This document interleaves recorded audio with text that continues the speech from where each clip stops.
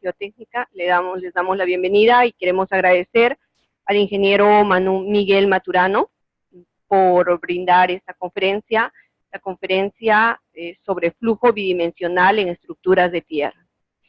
El ingeniero Miguel Maturano es gerente general de Geomat, ingeniero civil con amplia experiencia de campo en proyectos de construcción y aseguramiento de control de calidad en movimientos de tierra, geosintéticos e investigaciones geotécnicas de campo. Cuenta con experiencia en diseño y desarrollo de ingeniería de presas de relave, presas de agua, botaderos de desmonte, plataformas de lixiviación, plataformados de estructuras de muros de contención y caminos de acceso minero. Él, como les dije al inicio, les va a brindar la conferencia Flujo bidimensional en estructuras de tierra. Queremos agradecer vuestra presencia y también agradecer la presencia de nuestros participantes que lo están haciendo vía online. Les dejo con el ingeniero Miguel Maturano para que pueda dar inicio a la conferencia. Un aplauso, por favor.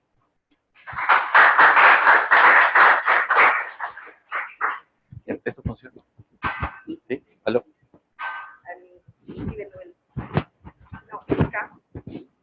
Ah, ok.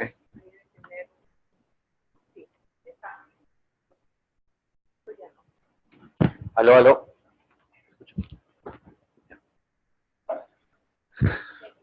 Ya. Bueno, ante todo, buenas noches. Vamos a tratar de una manera un poco... vamos a darle una estructura a la charla, porque de manera práctica para que se pueda transmitir claramente las ideas en el tiempo proyectado, ¿no? Que es más o menos una hora y 20, una hora y media, según lo que me indica. Bueno, en realidad, flujo bidimensional en estructuras de tierra implica una serie de situaciones interesantes, ¿no? Importantes para todo diseño geotécnico. Porque si bien la geotecnia está relacionada pues al suelo, ¿no? Pero también sabemos pues que nuestro principal enemigo, entre comillas, es saber controlar el flujo, el agua. Como saben pues, el agua al aumentar pues disminuye los esfuerzos efectivos, y al disminuir los esfuerzos efectivos hace que la resistencia del suelo sea menor. Entonces, definitivamente hay que controlarlo, y más aún cuando tenemos una estructura, en este caso, por ejemplo, un ejemplo de una estructura de tierra que está embalsando agua, donde tenemos que minimizar el flujo de agua, tenemos que minimizar el comportamiento de agua y de alguna manera canalizarlo, de tal manera que podamos tener un sistema de drenaje en la parte exterior y poder hacer que el agua fluya, ¿no? Sin impactar tanto en el núcleo de la presa, ¿no? Muy diferente sería si el agua, en vez de pasar por aquí, el agua se vaya por acá, ¿no? Entonces, de ahí nomás podemos llegar a varias conclusiones. Una de ellas es qué tan importante es los materiales que están dentro de la presa, ¿no? Qué tan importante es el grado de compactación, qué tan importante es el diseño de los materiales que están dentro, en este caso el diseño de filtro, qué tan importante es hacer que el flujo de agua no sea un flujo abrupto, que no genere piping, que no genere tubificación. Entonces, hacer que la línea freática que la línea freática superior, en este caso, ¿no? O la línea de saturación, como también se le llama, pueda fluir sin mayor inconveniente. Entonces, hay una serie de compuestos que es importante mencionar, y obviamente que todo esto actualmente se ve reflejado en un modelo numérico. Ya, bueno, hace muchos años se dejó de reflejar esto a nivel analítico, entonces actualmente todo se genera en base a un modelo numérico, donde en el flujo, en este análisis, lo que más importa es definitivamente la permeabilidad del material, ¿no? Que el material sea permeable o impermeable, pero de alguna manera que tenga una conformación, la presa, que la línea freática pueda trabajar sin impactar negativamente a la presa.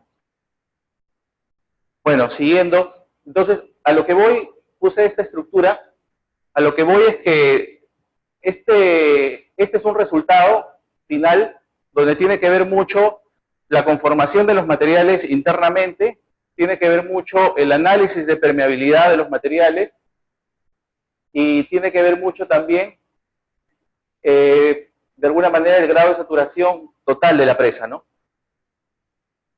Es como, entonces, por ejemplo, nosotros hacemos un diseño de filtro. ¿Por qué? Porque es como que no podemos pasar, pues, del día a la noche tan abruptamente, ¿no? Tiene que haber una tarde, un amanecer que de alguna manera haga que el comportamiento del agua sea viable, ¿no?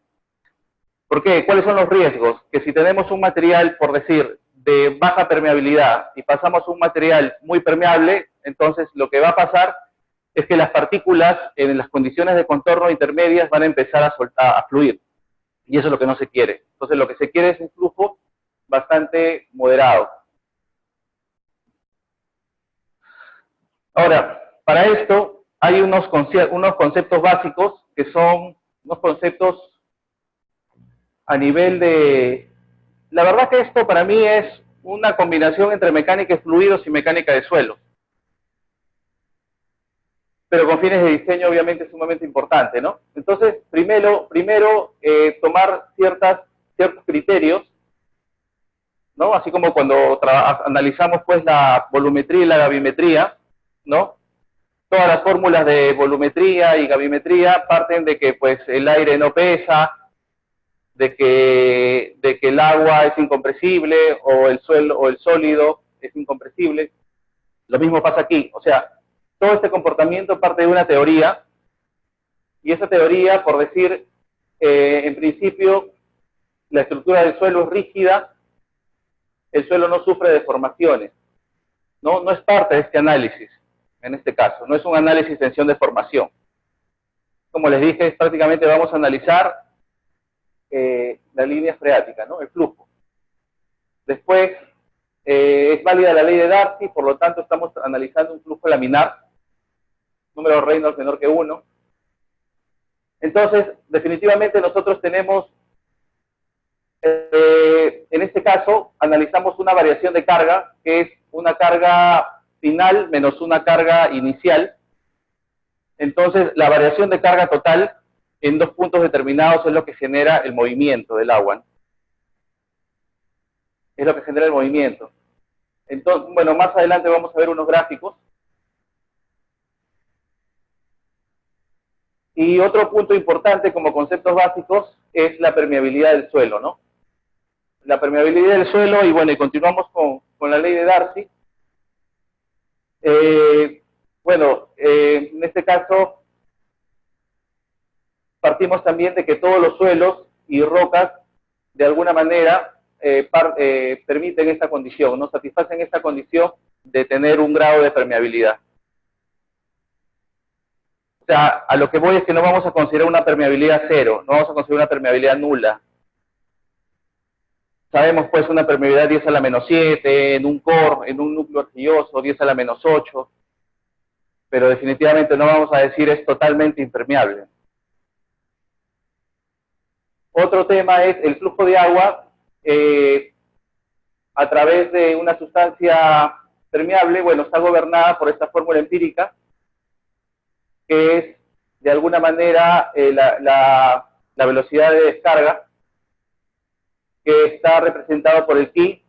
I es la conductividad hidráulica, o lo que es la permeabilidad, y el I es el gradiente hidráulico. Definitivamente, el gradiente hidráulico, la fórmula indica que es el gradiente hidráulico, como ustedes saben, el gradiente hidráulico es una variación de carga entre la longitud, ¿no? Entonces, si para que haya movimiento, la variación de carga, tiene que existir una variación. Entonces, para que el gradiente hidráulico sea cero, prácticamente no debería haber una variación de carga total. En este caso, y esa es la importancia del gradiente hidráulico, ¿no? Cuando hay una variación de carga total, esto prácticamente el L es constante. Hay una variación de carga total, entonces el gradiente hidráulico tiene un valor. Y si es 0, estamos hablando de un mismo punto equipotencial. Y después, bueno, analizamos también el caudal. El caudal es Kia, como la marca de autos. Kia, K es la permeabilidad, I es el gradiente hidráulico y A es el área. Y definitivamente, ¿en qué nos interesa el caudal? Por ejemplo, en un resultado, que este sería el resultado. ¿Dónde nos interesa el caudal? Por ejemplo, el modelo numérico nos indica, nosotros podemos determinar en qué zonas necesitamos el caudal. Y definitivamente, pues, necesitamos evaluar el caudal de salida de agua. O sea, definitivamente necesitamos evaluar el caudal aquí.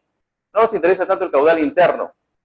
Internamente nos interesa el comportamiento del agua, que impacte lo menor posible en la presa, pero sí nos interesa el caudal aquí para poder nosotros hacer un diseño hidráulico acá, de una estructura hidráulica, que pueda conducir el agua sin afectar a toda la estructura global, ¿no?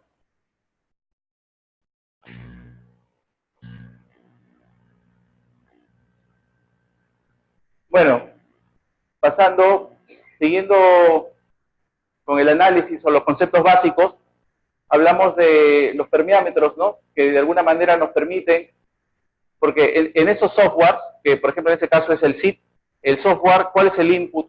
El input principal, se podría decir, es la permeabilidad de los materiales.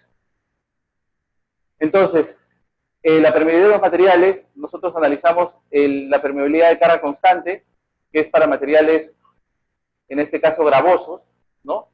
Tenemos el permeámetro de carga constante, y en este caso es para materiales gravosos, por decir, pasado que quede retenido en la malla número 3, no, puede ser materiales arenosos también, pero no vamos a colocar en un permeámetro de carga constante un material arcilloso, será para que se quede mucho tiempo esperando un resultado, porque finalmente lo que nosotros hacemos es colocar agua y vamos a tener la lectura final, ¿no? Con respecto al tiempo.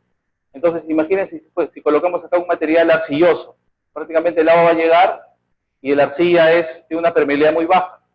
Entonces vamos a esperar mucho tiempo para que empiece a pasar el agua, si es que llega a pasar. Entonces, definitivamente, el permeámetro de carga constante es únicamente para materiales gravosos, granulares, pero arena gruesa o grava. Después analizamos el permeámetro de carga variable, donde aquí ya estamos analizando otro tipo de estructura, otro tipo de material, porque finalmente lo que estamos analizando son los materiales. Entonces, el permeámetro de carga variable, acá ya estamos evaluando los materiales finos. Este sí aplica para materiales finos, ¿no? Y bueno, esto prácticamente, muchos de ustedes saben, es como si fuese un triaxial, ¿no? Trabajamos mucho con los gradientes hidráulicos y finalmente los materiales, este permeámetro de carga variable, sí nos podemos tener resultados de 10 a la menos 6 centímetros por segundo, 10 a la menos 7, 10 a la menos 8. Y acá alguien puede decir, ¿y acá por qué no podemos colocar un material gravoso? Definitivamente, pues la estructura, la dimensión del equipo de permeámetro de carga variable es pequeña, es como si fuese un triaxial. Entonces es netamente para finos. Entonces nosotros ya podemos más o menos tener una idea de cómo son los materiales, de los diferentes tipos de materiales y los diferentes tipos de análisis que debemos hacer a cada material, ¿no? Con los equipos que corresponden. Bueno, en este caso, bueno, acá continuamos con lo de carga variable, que es igual al anterior. Ya, en este caso, por ejemplo, aquí bueno, mencionamos a la ley de Darcy, y también hay una serie de valores empíricos. Si alguien de repente no tiene, definitivamente estos valores los podemos adoptar siempre y cuando tengamos pues una ingeniería muy conceptual o una ingeniería referencial, ¿no? No vamos a utilizar esto para ingeniería de detalle porque no aplica, ¿no? Ahí tendremos que utilizar ensayos. Pero para una ingeniería conceptual o para tener una idea de los valores que podemos obtener, existe esta tabla empírica, donde más o menos, estos son gravas, donde más o menos podemos clasificar los materiales de acuerdo, la permeabilidad, perdón, de acuerdo al tipo de material, ¿no? De estas tablas hay una serie de tablas. Hay algunas donde colocan los diámetros de la granulometría, porcentajes pasantes, y en base a eso también obtienen la permeabilidad. Pero como les digo, son valores referenciales. Ahora, definitivamente, acá, bueno, hacemos una acotación, pues que la velocidad es media. Lo que pasa es que, por ejemplo, si nosotros analizamos el permeámetro de carga constante, ¿no? O nosotros tenemos una salida de agua. Entonces, donde en las condiciones de contorno es donde posiblemente se generen velocidades atípicas, ¿no? Tenemos una velocidad media, pero posiblemente acá, ¿no?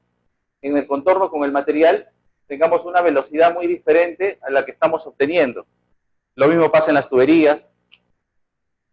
Entonces, lo mismo pasa en los canales también, ¿no? O sea, nosotros por lo general analizamos y trabajamos con la velocidad media, no tanto con las velocidades, y es la que representamos, ¿no? Pero tenemos que saber y tener bien claro que las velocidades, hay velocidades, en este caso, de contorno, y esas velocidades, pues, tienen otro valor, definitivamente, ¿no? Entonces, por eso acá mencionamos, las velocidades medias son casi siempre laminares en los límites y en el centro, ¿no? Aun cuando ocurran variaciones durante su trayectoria. Bueno, acá lo que está diciendo es que prácticamente el flujo en este caso es laminar, pero sí es bueno tener en cuenta que las velocidades, pues, en los contornos no son representativas, ¿no? En el régimen laminar, las camadas se mueven en relación unas a otras siguiendo una línea de flujo. Claro, exacto. Esto es algo que ya se sobreentiende, pero es bueno saberlo, ¿no? En un flujo laminar, prácticamente, definitivamente, pues las líneas de flujo no son paralelas, pero es un resultado más digerible, manejable, se podría decir. En el caso turbulento, sí es un resultado más caótico, ¿no? Como se ven en las figuras.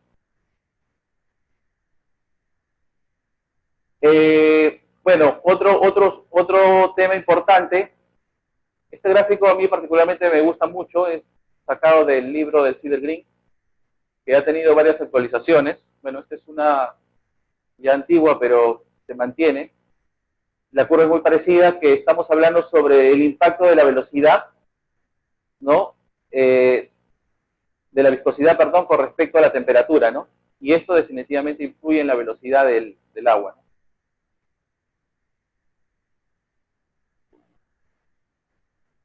Ahora, el fenómeno de capilaridad realmente sí es importante el fenómeno de capilaridad, ¿no? Yo sé que cuando alguien lo lleva en la universidad o en algún curso, a veces es un poco tedioso el tema de las fórmulas de capilaridad, la tensión superficial, los meniscos, pero realmente, pues, en la práctica se ve reflejado, ¿no? A veces cuando instalamos piezómetros, en las poropresiones negativas, se ve reflejado esto, ¿no? Prácticamente las poropresiones negativas es como cuando ustedes toman, pues, un sorbo en una Coca-Cola y es como queda la cañita, ¿no? Entonces tiene este comportamiento. Entonces nosotros decimos fenómeno por el cual el agua se eleva por encima del nivel freático, bueno, un comportamiento similar a los tubos capilares, ¿no? En contacto con el agua. Donde acá tenemos el agua y esto es lo que se llama los meniscos, ¿no?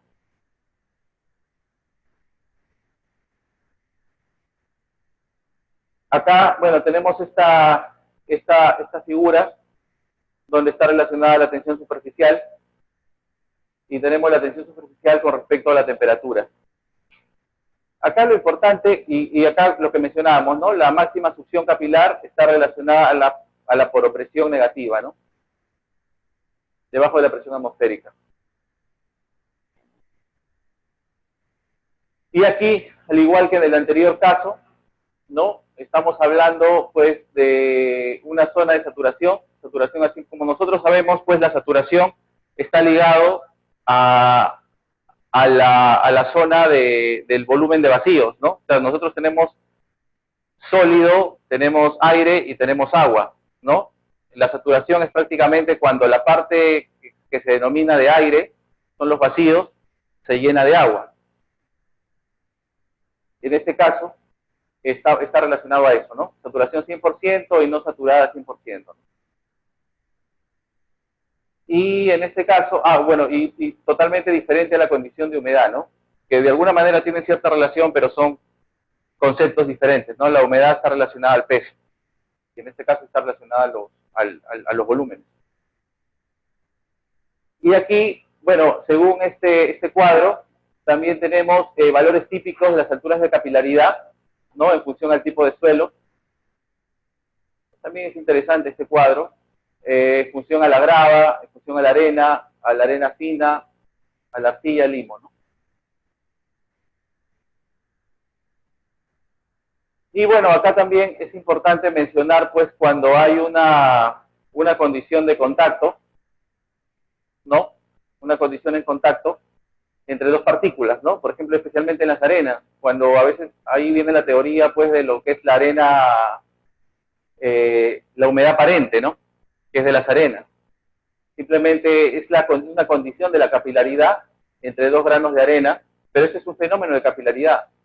Entonces, aparentemente la arena tiene una plasticidad, pero realmente no la tiene, ¿no? Entonces, es el fenómeno, pues, de la humedad aparente, pero está relacionada definitivamente la humedad aparente a la cuña de capilaridad de contacto entre dos granos, ¿no? Acá hay un fenómeno de capilaridad, acá también, ¿no? Y acá también se puede ver, ¿no? Esta es la presión de contacto, esta es una partícula, esta es otra partícula, y acá tenemos la cohesión aparente, ¿no? La cohesión aparente. Esto de aquí es una fórmula, ¿no? Que está relacionado al diámetro de las aberturas, ¿no? Del pasante del pasante del 10% al cuadrado por 100 y podemos obtener la permeabilidad. Como le dije, todos los cuadros o los gráficos que se están presentando son valores muy referenciales, en algún caso que se quiera tener algún resultado. Y bueno, acá ya analizamos el índice de vacíos, que también tiene que ver. Lo que pasa es que ahorita estamos analizando el índice de vacíos, pues es una relación de vacíos, pero la relación de vacíos es el vacío y el agua. No tiene nada que ver con el sólido aquí. En este caso indicamos valores, materiales poco compactos presentan valores de resistencia al corte más bajos y valores de compresibilidad más altos. Lo que pasa es que de alguna manera la humedad también está relacionada, pues cuando estamos haciendo, por ejemplo, un QA, ¿no? Muchos de ustedes les ha pasado, y tienen un porcentaje de humedad muy alto, están en 20, por decir 18, 25, no van a llegar al grado de compactación, ¿no? Y eso está relacionado también al procto, ¿no? Por más que quieran, por más que apisonen, hagan 10 pasadas, hagan lo que quieran, igual no van a llegar. Entonces, de acá lo que estamos viendo es la importancia que tiene la importancia que tiene el agua, ¿no? Porque finalmente, como ustedes saben,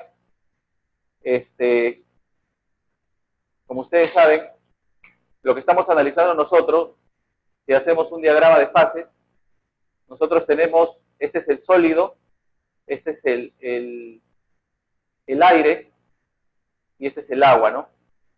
Entonces, y esto es el volumen de vacíos, ¿no? Vacíos. Entonces, prácticamente lo que estamos analizando nosotros es esto. Y todo lo que tiene que ver en este caso con el flujo bidimensional o unidimensional, llámelo como quiera, estamos hablando de esto. Ahora, unidimensional, ¿dónde lo vemos? Porque también es una teoría. Unidimensional lo vemos, por ejemplo, en el permeámetro, ¿no? En el permeámetro de carga variable, carga constante, ese es un flujo unidimensional. Flujo bidimensional lo vemos en las presas, en la línea de saturación.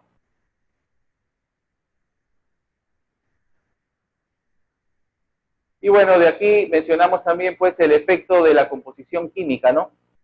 De la composición química, como alguna vez escuché a un expositor, ¿no? La importancia de la mineralogía en la geotecnia, en la mecánica de suelo, ¿no? Y bueno, acá también vemos, pues, la importancia de la composición química, si lo podemos llevar a la parte de mineralogía, la importancia en el coeficiente de permeabilidad, ¿no? Puede variar desde 10 a la menos 6 hasta 10 a la menos 9. O sea, definitivamente un material limpio, entre comillas, y un material con una composición química de alguna manera, una composición química que de alguna manera impacta en el material, va a hacer que la permeabilidad se varíe, ¿no? O sea, a veces uno se concentra netamente en la clasificación SUBS, ¿no? Pero hay otros efectos. A veces alguien dice, oye, pero es el mismo material.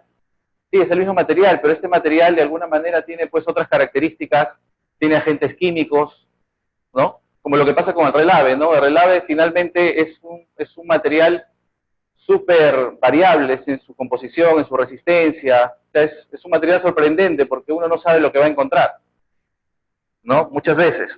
Entonces, y el relave nosotros lo analizamos como un suelo, pero realmente no es un suelo como tal. O sea, no es un suelo natural, es un material que ha sufrido un proceso en planta, ha sufrido todo un proceso químico, pero lo analizamos nosotros como suelo.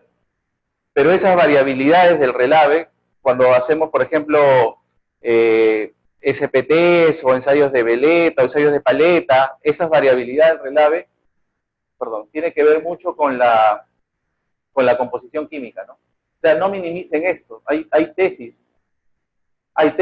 referente a la composición química en los suelos, ¿no?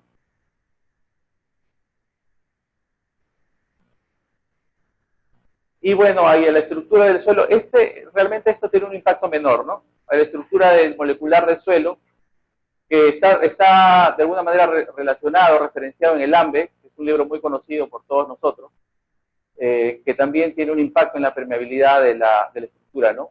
Estructura floculada.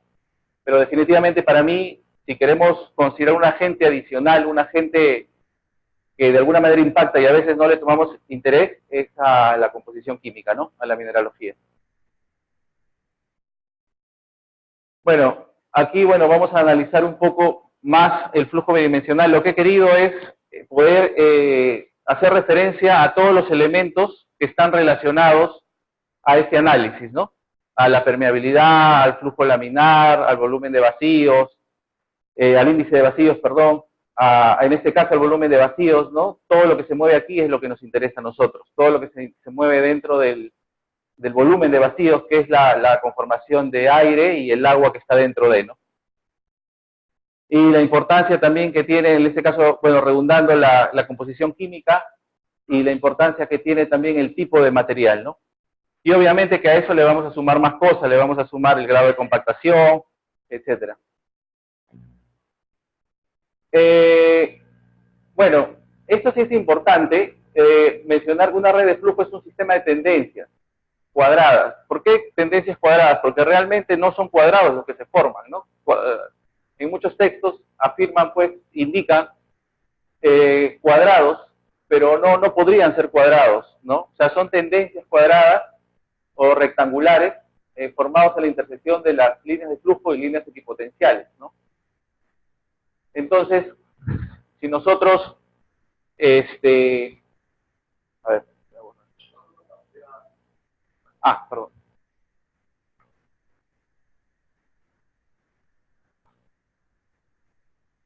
Si nosotros analizamos las líneas de flujo, prácticamente nosotros estamos analizando esto. Estas son las líneas de flujo. 1, línea de flujo 2, línea de flujo 3.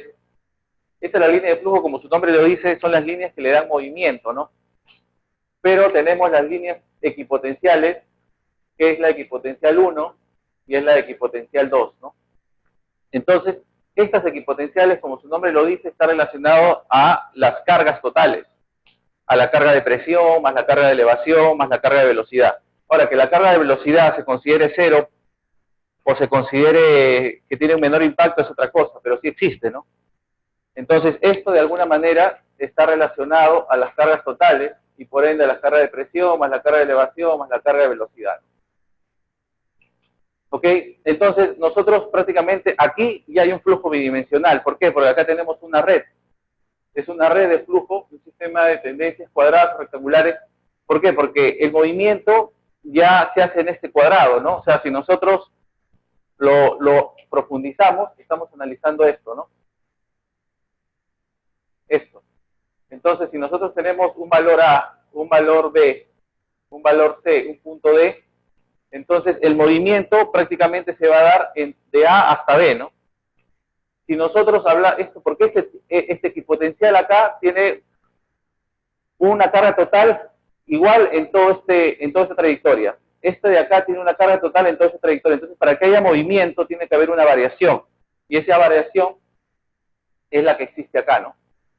Esta es la variación. Entonces, cuando nosotros hablamos, este es un L del gradiente hidráulico, nosotros decimos que es una variación de la carga total entre L. Y es por eso que nosotros, para que se forme la red de flujo, prácticamente tiene que existir este tramo físico, ¿no? Que es la variación de carga total 2 menos carga total 1 entre L, y este L es esta longitud. Por eso y este es el gradiente hidráulico, por eso nosotros decimos que el gradiente hidráulico es igual a 0, estamos asumiendo, no estamos saliendo de esta línea, sigue siendo una sola, entonces no hay movimiento.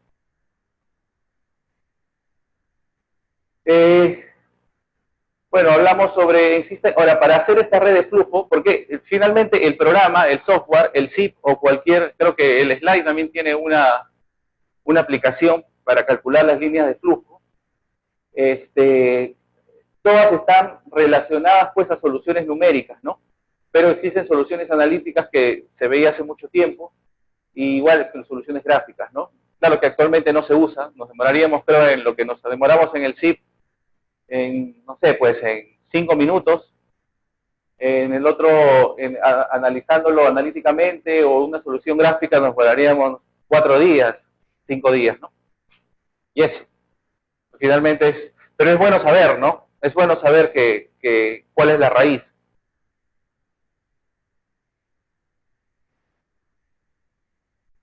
Acá, bueno, todo lo que está aquí, prácticamente acá está un poco más bonito. Entonces, esto es prácticamente lo que hace el movimiento. Esta es una red, ¿no? Esta es una red de flujo. Entonces, en este caso, la carga total en A y la carga total en C es la misma, la carga total en B y la carga total en D es la misma, y el caudal, entonces, ahí es cuando recién hay movimiento, entonces es cuando recién existe caudal, ¿no? Porque tenemos la permeabilidad del material, que ya lo analizamos ya sea con el permeámetro de carga variable o carga constante. El gradiente hidráulico, que es un cálculo interno que se hace, pero ya saben cómo es, ¿no? El gradiente hidráulico no es otra cosa que la variación de la carga total entre L, y este es L, y el área, ¿no? Que es el área de esta zona. Entonces, cuando realmente tenemos estos valores, nosotros podemos recién determinar que tenemos un caudal de flujo. Ahora, este caudal de flujo es el caudal de flujo aquí, ¿no? Pero no quiere decir que sea el caudal de flujo acá. Entonces, ¿qué puede hacer que el caudal de flujo varíe? No es una pregunta que se puede hacer, ¿no? O sea, no si todo fuese esto un enmallado de las mismas características, entonces sería un flujo continuo, un flujo, se puede decir, homogéneo, pero ¿qué puede hacer de que en este cuadro este caudal varíe? Lo que hace que este caudal varíe, ¿qué son? Cuando tenemos una estructura en la presa que tiene diferentes materiales con diferente permeabilidad. Entonces, ¿qué pasa? La permeabilidad ya varía, ¿no? Si tiene una diferente permeabilidad, la permeabilidad varía, el gradiente hidráulico posiblemente también cambie y el área también cambia. Entonces, prácticamente, si acá tenemos un caudal, en el siguiente caso que tengamos otra permeabilidad, va a variar. O sea, el mayor impacto es la permeabilidad. Y eso pasa cuando tenemos, por ejemplo, en una presa, tenemos un material de transición, o un material de transición, un material de filtro, y de ahí pasamos a un material de baja permeabilidad, ¿no? Lo que se le llama el core, ¿no? El núcleo. Entonces, ¿qué pasa? El comportamiento, pues, si tenemos así,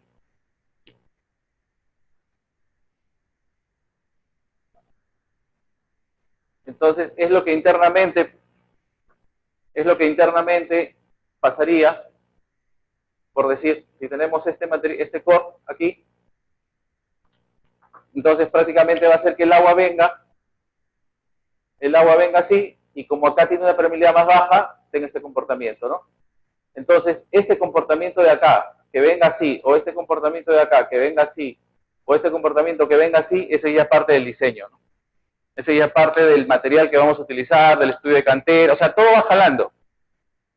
Entonces, en base a eso ya nosotros empezamos a diseñar y hacer el cálculo, este cálculo que sea el más viable.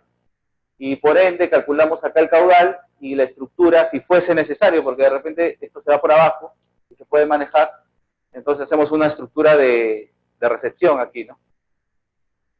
Entonces, este es el comportamiento. Entonces, ¿por qué pasa esto? Alguien me dice, ¿por qué pasa esto? Por los materiales, ¿no? Entonces, ¿y esto a qué me llama? Esto me llama a un diseño de filtro, a un diseño de los materiales de la presa, que es una teoría, ustedes lo pueden buscar en los libros, filter design, diseño de filtro, como sea, y hay una serie de diferentes criterios. Hay hojas en Excel. Bueno, este es un poco para hacer historia, ¿no? Sobre las redes de flujo. Teorías que se hablan desde Dupuy, desde 1800, 1900, etcétera. Estas son teorías analíticas que es bueno saberlas. Que bueno, que por ejemplo acá en Casagrande dependía pues si el ángulo de la presa era mayor a 30 o menor de 30, utilizábamos otro. Este es algo que ya no se usa, pero bueno, como teoría, como concepto, es bueno al menos mencionarlo. Soluciones de gráficas con redes de flujo es como si no utilizáramos el AutoCAD y hacemos con Rotring un plano, ¿no? Igualito, es cuando se diseñaba la red de flujo, pero a mano, ¿no? Con sus cálculos, haciendo las líneas de flujo, tomando las dimensiones, en función a lo que va resultando, porque eso te va variando. Y la numérica, que es programas computacionales, que es lo que hacemos ahora. Ahora, yo siempre pienso, pues, que los programas computacionales, finalmente, pues, en realidad, cualquier persona puede colocar datos y dar varios clics, pero otra cosa es saber qué es lo que realmente se está haciendo, qué datos se están colocando, poder interpretar, poder manejar las condiciones de contorno. Eso es muy interesante. Entonces, bueno, este es a nivel analítico, ¿no? Este es cómo se va comportando el flujo.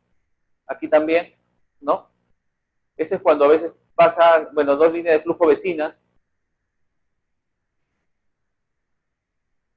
Esto es lo que realmente hace el programa y definitivamente nosotros no vamos a hacer, ¿no? Es considerar ya, pues, a nivel de integrales, a nivel de derivadas, que eso es bueno saberlo. Ahora, medio, bueno, acá hay una corrección, medio isotrópico, que es de Kx igual a Ki, pero yo les pregunto, pues, y anisotrópico es cuando el Ki es diferente al Kx, ¿no? Pero finalmente en las presas, realmente se utiliza más un medio anisotrópico, ¿no? Porque de tanto compactar, la permeabilidad en el eje X y en el eje Y es diferente. Ahora, este gráfico se ve un poco el comportamiento, ¿no? De los materiales, el comportamiento del flujo, pero ya con los materiales, con diferentes tipos de conformación de los materiales. Por ejemplo, que el core está en este lado, ¿no? Entonces la línea de flujo viene, acá está el agua, ¿no? Entonces la línea de flujo viene aquí, acá baja y fluye. Bueno, estoy ya. Y en este caso, perdón. En este caso, acá también, dependiendo de la conformación, tiene otro criterio. Y acá a veces, no sé si ustedes han visto, y seguramente muchos de ustedes se preguntan, oye, en esta presa el diseñador ha considerado esta estructura interna, ¿no? En esta presa, bueno, el material de filtro se va más para la derecha, acá aparece una L, acá aparece una, no sé, a veces tiene figuras un poco raras, ¿no? Hubiera querido traerlo, pero el tiempo también que disponemos no es mucho. Entonces, esto finalmente, ¿por qué se hace eso, no? O sea, no hay un estándar, se podría decir. El estándar lo ponen ustedes, pero siempre y cuando el estándar está relacionado lo ponen ustedes, pero el objetivo es que el comportamiento de la línea de saturación o el comportamiento de la línea de flujo sea un comportamiento adecuado y que prácticamente garantice la estabilidad de la presa, ¿no? Ahora, esto aparentemente pues son tres bolitas y una bolita en el medio, ¿no? Pero implica cómo es que se genera el flujo, cómo es que se genera, por ejemplo, en las transiciones, ¿no? Nosotros tenemos un material, por más que tengamos un diseño de filtro y tenemos un material de transición, a veces en los contornos pasa que pequeñas partículas se colocan entre las partículas más grandes, ¿no? Entonces, eso es lo que se quiere reflejar acá, ¿no? Esa prácticamente es una condición de contorno que a veces hacemos nosotros un flujo, un diseño de filtro para que no pase, pero a veces este es el comportamiento que tiene, ¿no?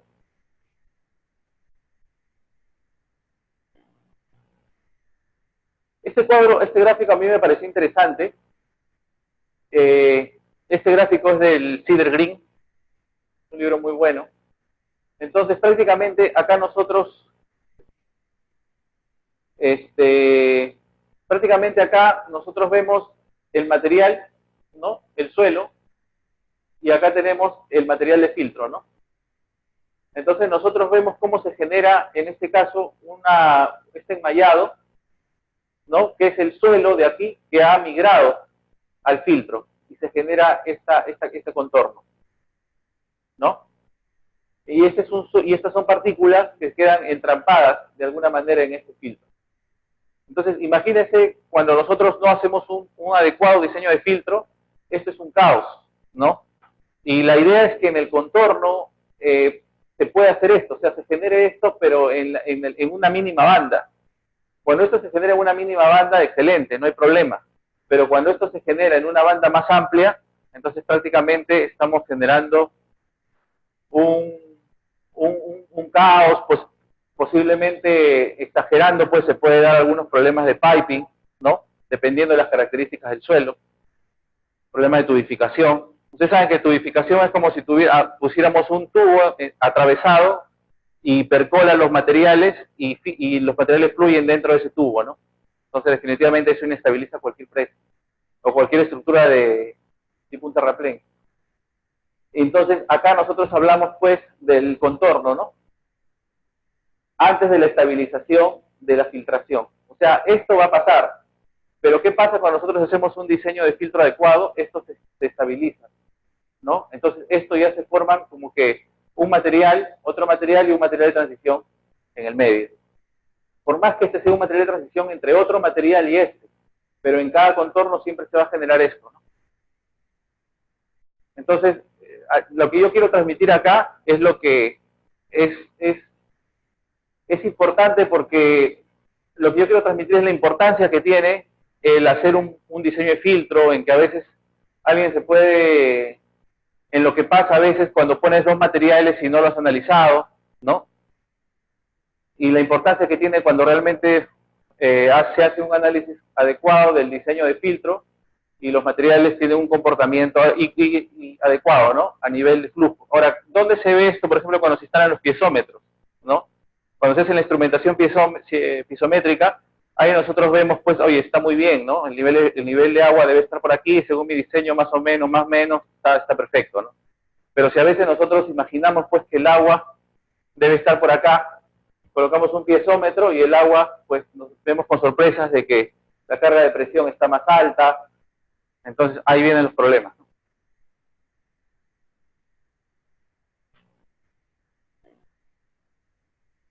Esto, bueno, es una imagen más o menos de cómo se vería físicamente, pues, una estructura en función a las aberturas, ¿no?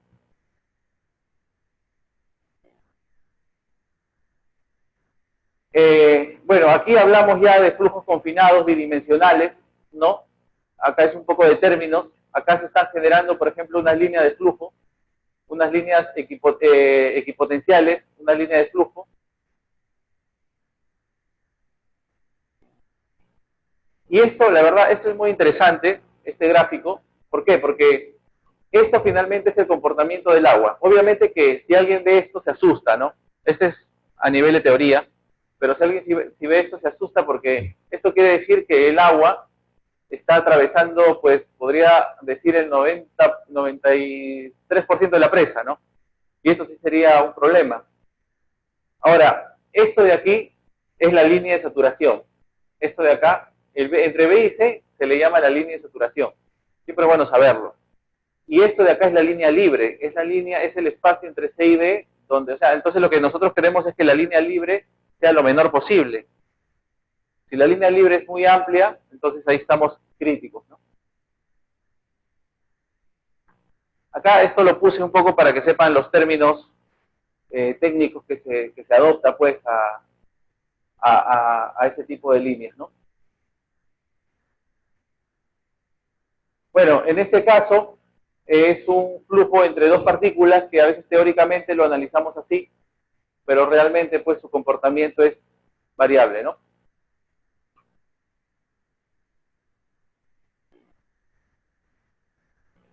En este caso ya estamos hablando de la anisotropía. O sea, en este caso de la anisotropía, nosotros tenemos que mencionar pues que ya no vamos a analizar un Kx y un Ki iguales, sino acá estamos analizando un Kx diferente al Ki, ¿no? Entonces ya son otros criterios, otras fórmulas, pero ¿qué es lo que hace esto? Esto hace pues que la variabilidad de las líneas, ¿no? De la línea de flujo. O sea, todo esto de aquí impacta. O sea, lo que quiero mencionar es todo el trasfondo que hay después del análisis que se hace, ¿no? Entonces, acá, por ejemplo, este gráfico también es interesante porque esta es la red de flujo bidimensional de medios anisotrópicos, ¿no? Por ejemplo, miren, esto es un medio isotrópico donde el Kx y el Ki es igual, ¿no? Entonces, a veces acá le hacen una estructura, a veces, no sé si han visto en las presas, acá le hacen una estructura de captación, ¿no? Y de acá fluye. En este caso, y a veces hay estructuras más grandes todavía, o más pequeñas, dependiendo, pero en este caso ya tenemos que la permeabilidad horizontal es 4 veces la vertical. Entonces, ¿cómo impacta? Impacta de esta manera, ¿no? La línea de flujo está tendiendo más hacia la línea libre, ¿no? Y en este caso, hacia afuera en este caso, y en este caso, bueno, vamos aumentando. Entonces, ¿qué conclusión podemos llegar, no? Que en este caso, cuando aumenta más el valor cuando hay mayor diferencia entre estos valores, pues la línea de flujo tiende más a colocarse aguas abajo, ¿no? De la presa. Entonces, esto también hay que cuidar, ¿no? Entonces, acá prácticamente estamos diciendo que como si fuese la permeabilidad horizontal es 4, y 4K, por decir, y la permeabilidad vertical es 1, ¿no? ¿Y eso por qué pasa, no? Porque a veces cuando estamos compactando, ¿no? Compactamos tanto que esta permeabilidad disminuye, pero eso es lo que pasa, o sea, de alguna manera eso es parte de esto es parte de la realidad, ¿no? Y es por eso que a veces esto se extiende, ¿no? Por eso, de alguna manera, todos estos efectos tienen que ser controlados, en otras palabras. Y acá se ve, pues, cuando tenemos permeabilidades diferentes, lo que le mencioné anteriormente, ¿no? Cuando hay un quiebre, por ejemplo, esto refleja esto, ¿no? Si este tiene una permeabilidad 1 y este 2, este quiebre refleja eso. Este quiebre refleja eso. Viene la línea de flujo, ¿y qué tanto varía? Bueno, va a depender del valor de la permeabilidad, ¿no? Esto fue obtenido, pues, de Bueno y Villar del año 85. Pero hay teorías que siguen siendo vigentes, ¿no? Como en este caso. Entonces acá se analiza pues los ángulos. Entonces esto es lo que realmente pasa cuando pasamos de un material de diferente permeabilidad a otro. Y qué tanto varía, como les mencioné, depende de qué tanto varía el ángulo, depende de la permeabilidad. Esto es un análisis que se hizo, ¿no? En algún momento, un proyecto. Entonces acá tenemos pues un diseño, ¿no? Un diseño de filtro. Entonces el agua prácticamente tomaba este comportamiento en el análisis y fluía hacia aquí, ¿no? Calculábamos el caudal y podíamos controlar en este caso. Ahora, acá es importante manejar pues las condiciones de contorno, ¿no? ya como software en sí. Lo que pasa es que en realidad las condiciones de contorno tienen una teoría única, pero cada software lo maneja de diferente manera.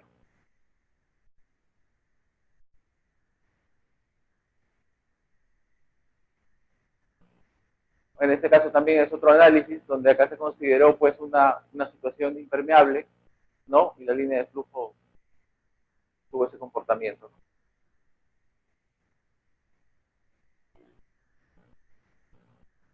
Aquí también, ¿no?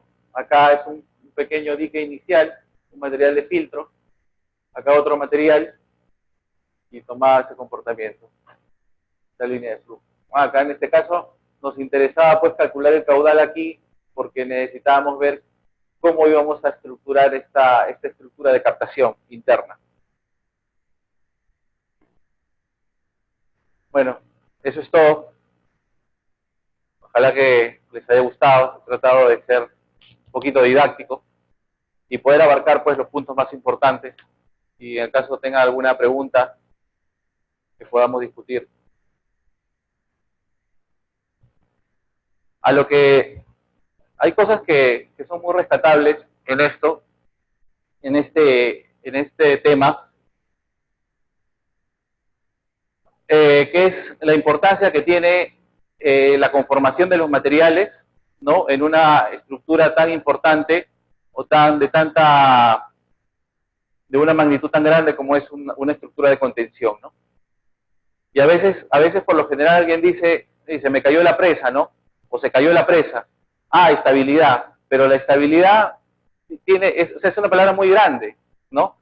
La estabilidad está relacionada a fenómenos de licuación, tanto estático como dinámico. La estabilidad está relacionada pues a una mala conformación de los materiales y un comportamiento no adecuado pues de la línea de flujo. Entonces, ¿por qué? Porque finalmente la inestabilidad es un resultado. Entonces, a veces se considera pues que el factor de seguridad lo es todo, ¿no? Pero realmente ustedes se dan cuenta que no. Hay desde cosas tan mínimas, desde una adecuada evaluación de permeabilidad de los materiales, desde una adecuada conformación de los materiales y finalmente desde un adecuado modelamiento numérico. Si uno, como yo comento pues siempre, ¿no? Si en las condiciones de contorno, sea cual sea el programa, si uno maneja mal las condiciones, o sea, alguien ya ha hecho excelente su diseño de filtro, ha hecho excelente su conformación, ¿no?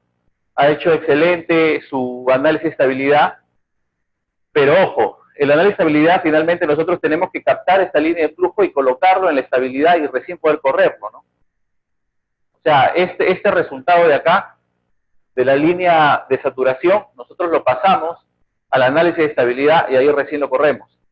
Entonces, hacemos el análisis. Entonces, a lo que voy es que es muy importante. O sea, por más que nosotros tengamos todo manejado, aparentemente, pero en el modelamiento hacemos una condición de contorno errada, me va a salir otra cosa. O sea, es por eso la necesidad de manejar adecuadamente las condiciones de contorno. ¿Ya? O sea, hay muchas cosas que rescatar aquí, ¿no? Desde el diseño de filtro, las condiciones de contorno ya en el análisis numérico, y saber pues todos los elementos que preceden pues a una posible falla, ¿no?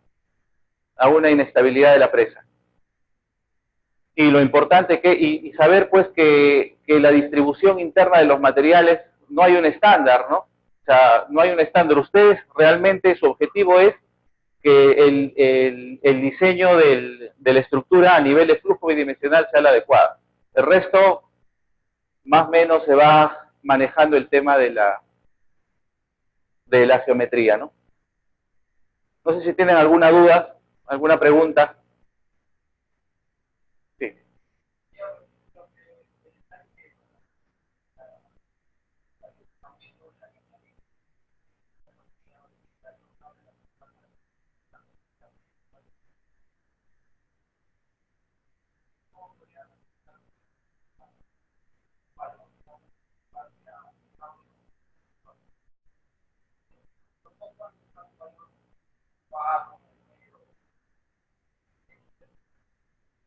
No, lo que pasa es que, a ver, nosotros aquí estamos considerando, a ver, esos valores de 4, de 9, ¿no? Porque realmente si tú te das cuenta son valores exponenciales. Esos valores finalmente son valores teóricos, ¿no? O sea, son valores que tienen como resultado, pues, la anisotropía de los materiales, ¿no? De la permeabilidad, porque isotrópico o anisotrópico está relacionado a las permeabilidades, ¿cierto? Entonces, nosotros por lo general hacemos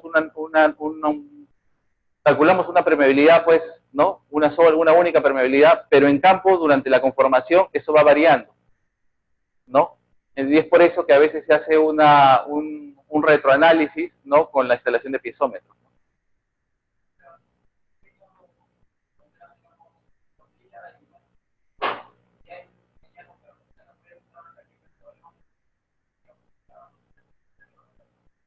Más o menos sí.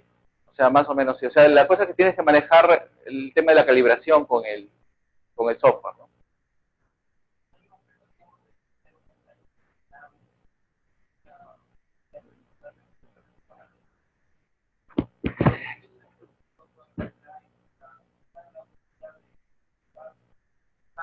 Sí, sí, sí, sí. Hay algunos criterios que tiene el mismo software. O sea, por ejemplo, el SIP tiene unos criterios, ¿no? Hay unos ángulos que a veces les coloca 0, a veces les coloca 45. Si has manejado eso, te has podido dar cuenta. Pero realmente, pues, tiene mucho que ver con el criterio tuyo como diseñador. O sea, si tú quieres un criterio estándar, en este caso no hay un criterio estándar. El criterio es que tú vas colocando tus valores de permeabilidad, ¿no? Que es lo que te pide, en este caso, el SIP o cualquier modelo numérico de esta envergadura, ¿no? Lo calibras, definitivamente, ves qué función vas a utilizar, qué teoría vas a utilizar, ¿no? Analizas tu succión, etcétera, colocas tus materiales también, las granulometrías, y vas, en función a eso, vas viendo cómo te va saliendo tu línea de flujo.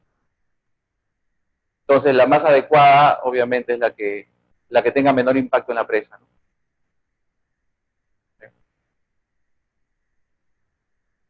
¿Alguna otra pregunta? Ahora, un poco para complementar, yo particularmente recomiendo más el SIP, ¿no? Me gusta un poco más. Quizá hay otros pues que le gusta más el slide para este tipo pero particularmente me parece que el SIP tiene mayores alternativas, especialmente en las condiciones de contorno, para este tipo de análisis. O sea, lo que el SIP tiene alternativa A, B, C, de repente el slide tiene alternativa A y te generaliza. Pero son criterios, o sea, cada quien tiene su propio punto de vista. ¿Ok?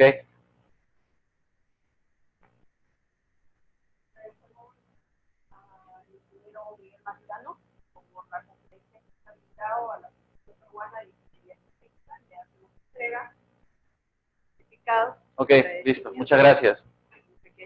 Ok, ok, muchas gracias. Hasta luego.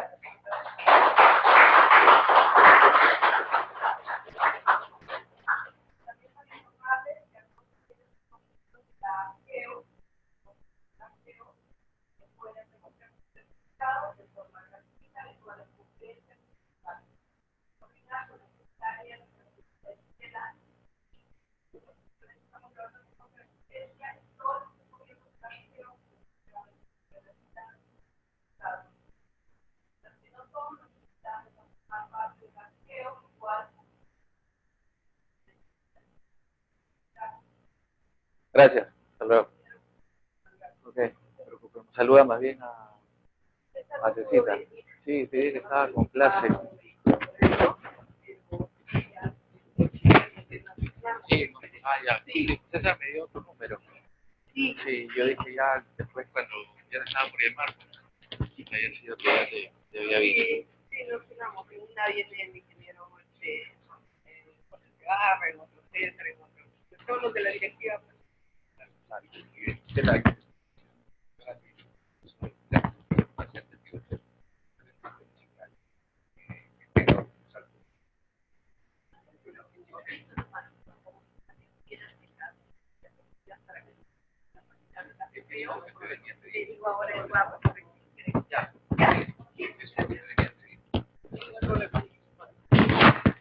Muy interesante.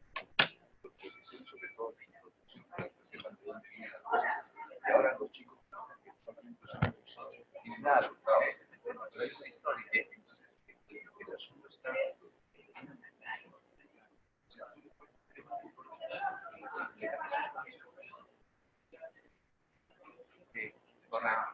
yo te siento porque ahora te he tomado de raíz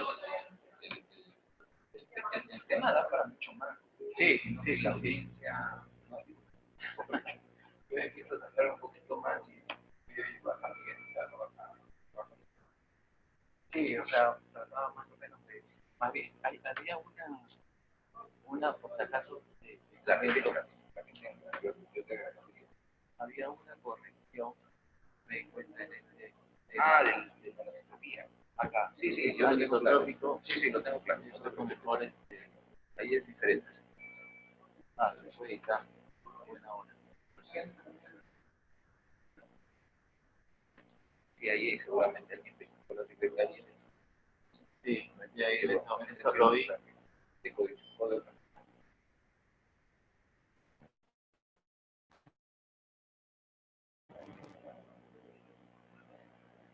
Me parece que bueno, hay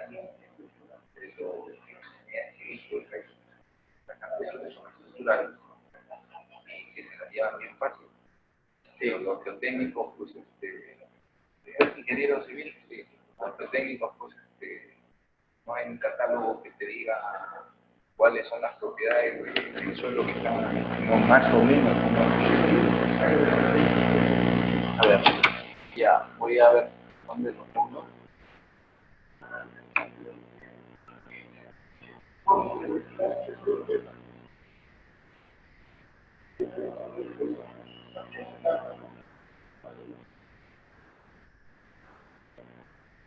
¿Qué tal? ¿Cómo estás? Y que había una pues ok, he salido ya, no sé, ya, yo creo que acá ok.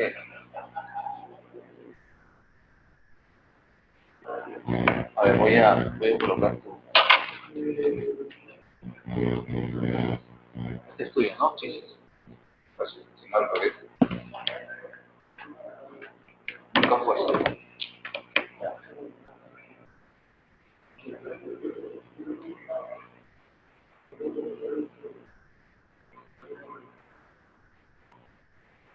Ya. Yo voy a checarlo, si hay alguna, voy a escribir tu página. Ok. Que este es el correo, el sí, sí, eso es. Ya. Si hay alguien que pueda colaborar o algo, como lo ya, genial. Sí, siempre es bueno tener algún satélite, alguna cosa. Y yo siempre pienso de que no hay casualidad. Listo, amigo. Miguel, que te vaya bien. Gracias. Muy bien. Hasta luego. ¿Qué tal? Que vino a pasar como de la frente volviendo. Ella me dice que va a pasar los días. Sí, yo he estado acá. ¿Esta computadora es de usted? No, este es acá. Ya. Ese es su deportivo. Esa es la. A ver. Me voy a hacer aquí alterado. Sí.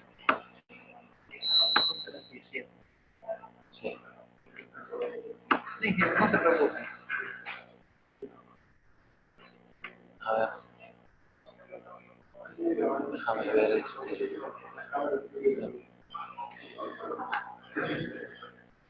hay una parte que justo en ese momento lo vi y lo corregí.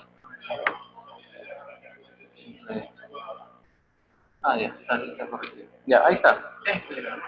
¿Ya? Listo. Que vaya bien. Eso es.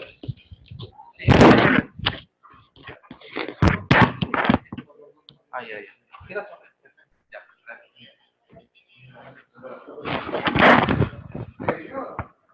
Hola, entonces quieren enviar un archivo, ¿no?